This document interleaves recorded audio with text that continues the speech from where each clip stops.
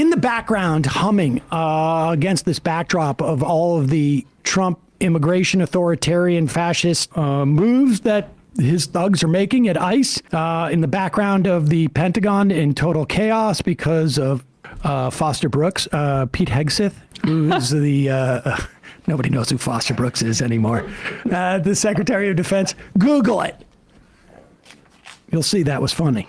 I told you, I watched some old school stuff back in the day. Yeah, exactly. Up, so Dennis Miller's retired, so I'm doing that. What is also happening on Capitol Hill is the Republicans are attempting to figure out how they are going to pass a bill in reconciliation, which means that you can't filibuster it in the Senate, how they're going to pass a bill that is going to provide trillions of dollars of tax cuts over the next 10 years to wealthy people. And the way they're going to be able to do that, if they can do it, is to find enough cuts in the budget that will satisfy their desire to offset, and they have to, if they're going to use reconciliation, offset these tax cuts. Now, one of the things that they've done, if they decided they're going to try anyways, to call the baseline where the tax cuts are now, as opposed to where there will be if there is no legislation. These tax cuts run out. That's the law. They don't exist past 2026 or the end of 2025. And that's the law. Usually when they calculate these things, they have to go back to where it's going to be before the new law is passed. They're attempting to change that accounting trick. The other thing they got to do is figure out how they're going to cut, in one instance, $800 billion from under the auspices of the committee that oversees Medicaid. And here is a clue. FMAP is the federal medical assistance percentage, and it ranges from 50% in the country to 76.9%. Now, when the Dems expanded Medicaid under the Affordable Care Act, they made that percentage match 90-10. So the federal government is paying 90% of the Medicaid expansion. And so what we have talked about is moving that 90% level of the expansion back towards the more traditional levels of 50 to approximately 80% instead of the 90-10, 90% being federal, 10% being state match. And nobody would be kicked off of Medicaid as long as the governors decided that they wanted to continue to fund the program. And so we are going to ask the states to pick up and pay some additional percentage of the Medicaid percentage. Okay. So I just want people to understand what Austin Scott, this is a representative from Georgia, is referencing here.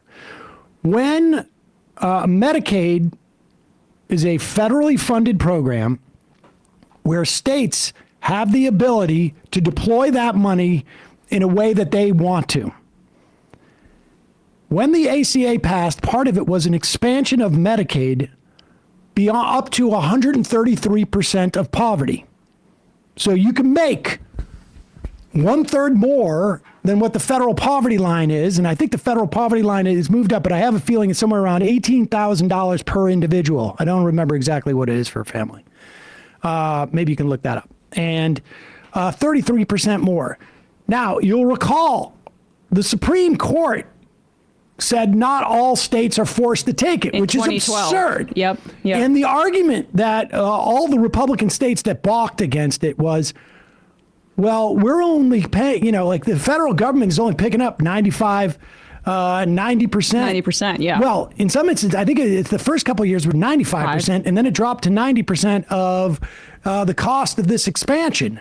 So we're not interested in it. Now, over time, most of those states, I think we still have like 5 or 6 extant. 40 states have expanded, I believe, Medicaid under the Affordable Care Act. Oh, maybe it's 10. And what was incredible about that is that the uninsured rates basically were halved by the expansion of Medicaid. So it was something like 14%, and then went down to 7.5%. And so the federal government picks up the vast majority of that tab. But what's happening now, when they when they drop it to 90%, this guy's trying to play it off like it's going to be up to the governors. Right. And so they will have to deal with the politics of cutting their own Medicaid if they don't want to add that money. But Emma has done a little research and has found that it's not always going to be the case. It wasn't. Yeah, I mean, the Democrats are saying this too, but there are a lot of states that have trigger laws that if basically the federal matching drops below 90%, that cuts automatically start to happen. That includes Arkansas, Indiana, Montana, New Hampshire, Utah. In Arizona, if the federal match drops below 80%, which could be their target, that also triggers those automatic cuts. This could also affect people in Virginia and North Carolina and other states as well. But the Affordable Care Act expansion, Medicaid expansion, just hit 40 states. And if this affects, say, I don't know, if it gives the excuse for red state governors like in Texas and in Florida and in Georgia, around 3/4 of adults that are in the coverage gap are concentrated in those states, although I'm not sure if they expanded. So give me a second on that front. But the point is that this is a backdoor way to cut Medicaid expansion.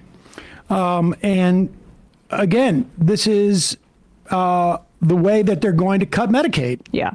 And they're going to kick people off of Medicaid. Right. That's Sorry. just I have the to correct bottom line. myself. Those are the people. That's where most of the uninsured people are in those states. So those states haven't expanded. But for the states I listed before that, those are the ones that where there could be that automatic cut that's triggered. And that's how they're going to find at least a big chunk of their cuts. And they'll know it too, because they're going to drop it to below, even if they drop it to 89%. Maybe they'll drop it to 85%. They'll count that 5%, but you also know that they will count all of the expansion, right? Because the program in those, 8 states, it's not just like you're going to lose essentially 1/3 of the people in those states are all going to immediately lose their coverage unless the states affirmatively re-up to pay more. Right. Right. And it was so hard won to get to even 40 states adopting Medicaid expansion. We still haven't gotten those 10 other states since the passage of the Affordable Care Act. And it's been obviously over a decade at this point. So this is a way to roll back some of the best parts of the Affordable Care Act. Over 20 million people got Medicaid under ACA expansion. And these are broadly lower income adults who have no access to health care otherwise. Hey, folks, don't forget to hit the subscribe button and check out our daily show. We do it every day at 12 p.m. Eastern for about 2.5 hours. We even take phone calls. You should check that out.